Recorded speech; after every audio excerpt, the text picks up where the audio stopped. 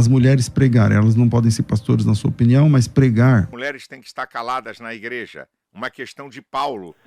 Fala, meu povo, como que vocês estão? Espero que vocês estejam bem. Hoje nós queremos falar desse tema. Mulher pode ser pastora, pode pregar a palavra de Deus na igreja, pode ensinar no púlpito. Olha, tá um vídeo imperdível. Eu quero que você acompanhe comigo aqui. Vou mostrar para você também o vídeo do pastor Silas Malafaia falando a respeito do assunto também.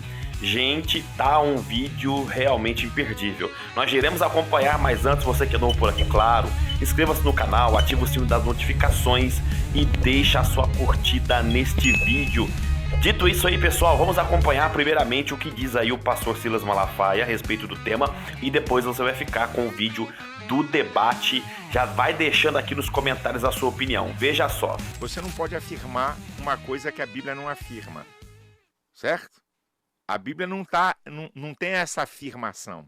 Então, eu não posso afirmar o que a Bíblia não afirma. Aqui é um princípio mínimo teológico da ciência da interpretação da Bíblia, que é a hermenêutica. E o que fala para os pastores que usam o texto da Bíblia que fala que a mulher não pode ensinar?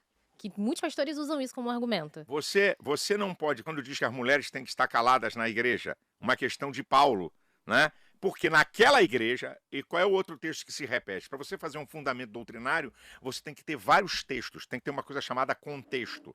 Texto sem contexto é pretexto para heresia. Então, eu não posso isolar um texto. Por exemplo, também lá tem dizendo que não é honroso para o homem usar cabelo crescido. Qual é o contexto? Tem outro texto? Não tem. Então, Paulo está falando de algo exclusivo e peculiar daquela igreja. Porque para ser doutrina para a igreja tem que ter contexto. Tem que ter vários textos. O mesmo se aplica ao livro de Levíticos, por exemplo? Aí o Antigo Testamento, você só pode aplicar o Antigo Testamento naquilo que é repetido no Novo. Então você não pode escolher. Estou dizendo, quando você tem as cartas do apóstolo Paulo, ou a Bíblia no Novo Testamento, para você ter algo que você diga assim, isso aqui é para a igreja, você tem que ter vários textos. Isso aqui é para a igreja, tem que ter vários textos. Se não tiver, não é uma doutrina. Paulo está tratando de uma situação local, geográfica, temporal, daquele, por algum acaso, a mulher, né? Aí é desonroso para a mulher ter a cabeça rapada, tá bom. Então a mulher que o cabelo não cresce, como é que fica? O meu, gente, que não passa não, disso. E tem outras que é muito menor do que o seu. Então, e aí, então elas estão o quê? Desonrando a Deus? O que havia naquela época, naquela cidade, que a mulher andava com a cabeça rapada, que era prostituta? Então, você tem que ver o contexto. Onde Jesus falou sobre isso? Tem mais alguém que falou? Tem mais algum texto? Então a gente não pode fazer uma doutrina a partir de uma palavra. E aí, meu povo, o que vocês acharam do que falou aí o pastor Silas Malafaia? O homem é arretado, tem muito conhecimento, mas veja só, vamos ver aí o debate sobre esse tema com o pastor César Cavalcante. Você vai ver aí os irmãos debatendo a respeito desse assunto e já vai deixando aqui embaixo o que vocês pensam a respeito desse assunto, gente. Vamos acompanhar. As mulheres pregarem, elas não podem ser pastores na sua opinião, mas pregar na igreja pode, sim, não e por quê? Então, pastor César, no culto público, né, o debate aqui é se elas podem ou não pregar no culto público, e eu defendo que sim, porque diferentemente da posição pastoral feminina, da ordenação feminina, no Novo Testamento não há nenhum respaldo para isso, mas no Novo Testamento há respaldo a mulheres ali que estão pregando. Então, eu creio que a grande comissão dada por Cristo foi dada a homens e mulheres também. Há uma diferença muito grande entre pregar e pastorear, né, porque pregar é transmitir a mensagem do evangelho, que evangeliza, que restaura, que alcança vidas. Mas o pastorado que é exercido por homens é uma diferença muito grande. Então, assim, João 3:27, João respondeu que o homem não pode receber coisa alguma, dom algum, se não lhe for dado do céu. Então, Deus deu dons aos homens, aquele homens ali é a humanidade. Então, desde que o Senhor nos concede um dom, e esse dom também é para o ensino, nós podemos sim ensinar. E isso envolve também o culto público. Ok. Reverendo, o assunto, claro, é o culto público mesmo, né? Então, na sua opinião, na IPB parece que não pode, né? Como é que funciona essa questão na sua concepção? Isso, vamos lá. É interessante Chega mais pertinho aqui.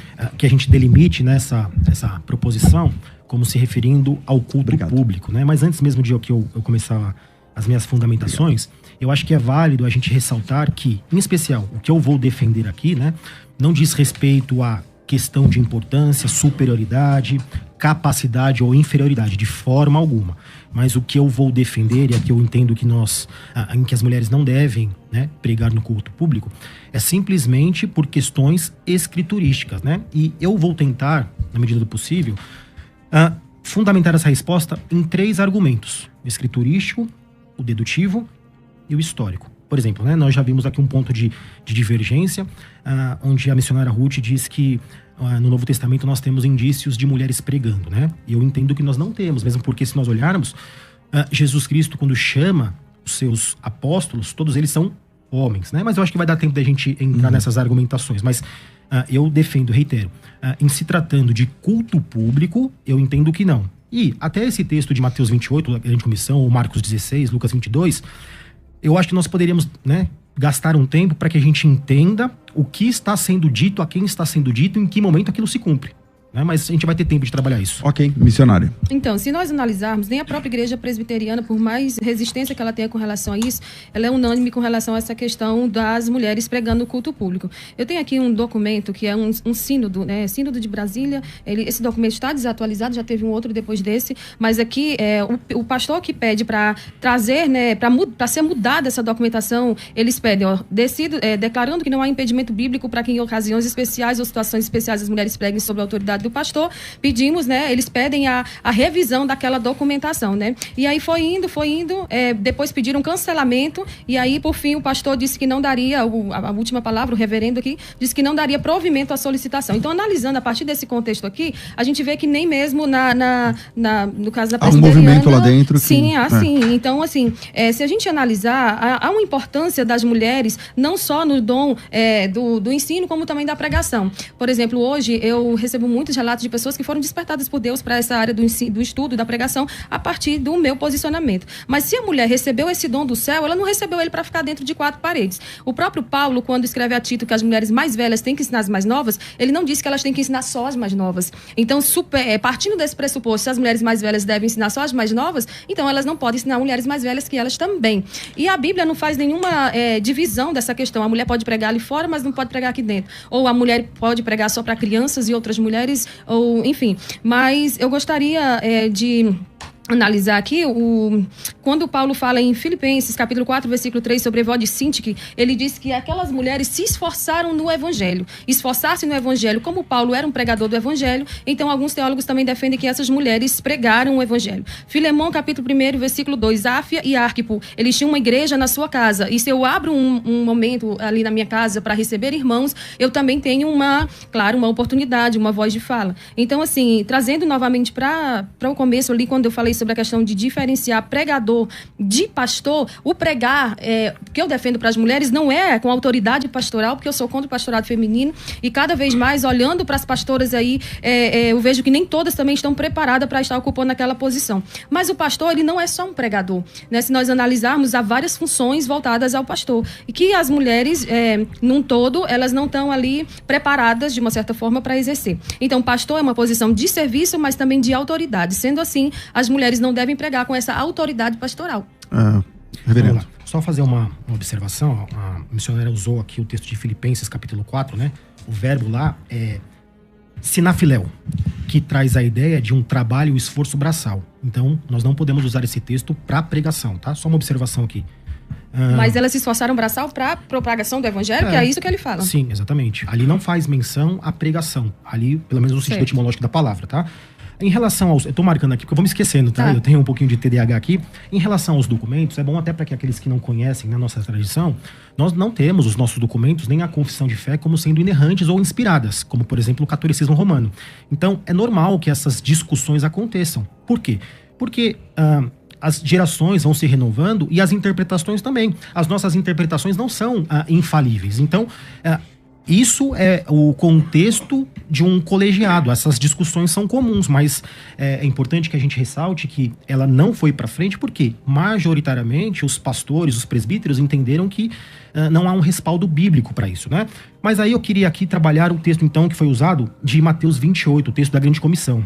Diz lá, ide, fazei discípulo. Eu vou fazer uma pergunta retórica. Depois, se a senhora quiser responder. Geralmente, as pessoas usam esse texto para fazer a ideia de uma universalidade no chamamento da pregação. Só que nós temos que olhar esse texto com os textos correlatos. Por exemplo, vamos pegar Marcos 16, do 14 ao 18. Ele vai dizer a mesma coisa a partir do 15. E disse-lhes, ide por todo mundo e pregar o evangelho a toda criatura. Estes sinais, está no 17, hão de acompanhar aqueles que creem. Em meu nome expelirão demônios, falarão novas línguas, pegarão em serpentes e, se em alguma coisa mortífera beberem, não lhes farás mal. Pergunto, se isso é universal, não só o que diz respeito ao 16, mas o 17 e o 18 também tem que valer para hoje. Aí as pessoas geralmente enfatizam as novas línguas. Tá, mas e o pegar em serpentes e o ser imune a veneno? Então, mas todos os continuistas creem que vale para hoje. Pois Sim. é. Só que na prática, e aqui eu falo com todo respeito, tá? Não estou aqui questionando a validade das ações ou da crença, eu tô perguntando. Eu geralmente vejo uma ênfase maior na questão, por exemplo, da cura. Deus me usou para curar. Mas e na questão dos venenos ou de tocar em serpentes? Aí as pessoas geralmente recorrem nesse sentido. Não tentarás o ser todo. É porque aí já vai enviesar para se é continuismo ou não. Eu só estou mostrando que isso aqui foi dado diretamente. Sim, mas deixa eu trazer para minha argumentação.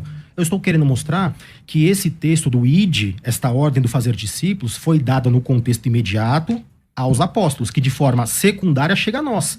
Nós quem? Aos pastores. Então sendo assim, então só os pastores têm que pregar para toda criatura. Eu que devolvo a pergunta, por que as mulheres na sua igreja não batizam, se tiverem homens lá? Então calma aí, vamos lá. Tá o argumento na mesa, missionário. Então, se for assim, seguir essa lógica, só pastores e homens vão poder evangelizar, porque a evangelização é algo para todo crente fazer. Então mas sendo aí assim, concordamos. é restrito só... então assim, é dicotomizado, né? Esse aqui pode, esse aqui não Deixa ela concluir o argumento que ela te ouviu. Então assim, Filipe não era apóstolo e batizou eunuco em capítulo 8. E aí, pessoal, quantos argumentos aí, argumentos sólidos dos dois lados aí, pessoal? Na minha visão, uma visão bíblica, claro, é que todas as pessoas podem pregar o evangelho. Uma criança, um jovem, mulher, homem, enfim, a Bíblia é clara. Ide por todo mundo e pregar o evangelho a toda criatura. E esse ide, Jesus não especifica quem pode pregar. Haja vista que vários textos indicando que mulheres estavam ministrando ou pregando a palavra de Deus ou evangelizando. Agora, eu penso que a mulher exercer um ministério ou autoridade, ela pode até desde que esteja submissa ou debaixo da submissão do seu marido, que é como Paulo vai nos ensinar. Mas e vocês, o que vocês pensam? Deixa aqui nos comentários a visão bíblica de vocês sobre este assunto. Pessoal, esse foi o vídeo, obrigado vocês que ficaram até aqui. Até a próxima, gente!